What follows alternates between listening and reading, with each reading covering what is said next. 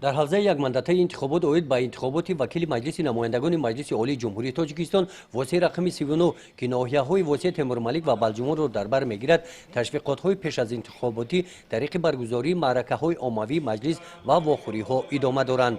چنین یک واخوری نامزدها از حزب اگراری تاجیکستان، حزب خلقی دموکراتی تاجیکستان و 3 نفر نامزدها طریق خود پیشبری در ناحیه تیمور ملیک با آوازدهندگان برگزار گردید.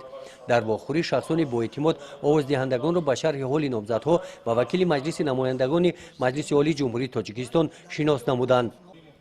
سپس نامزدها نزد آوازدهندگان پهلوهای گوناگون برنامه پیش از انتخاباتی خود را رسانیدند. بعد مذاکره و برآمدهای آوازدهندگان نامزدها به وکیل مجلس نمایندگان مجلس عالی جمهوری تاجیکستان به سوالهای آوازدهندگان جواب دادند.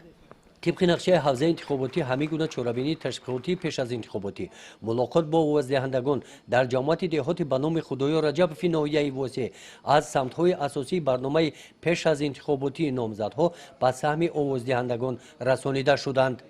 گزارش خواجه نظریف خدای نظر ظهوروف برای برنامه اطلاعاتی نوید.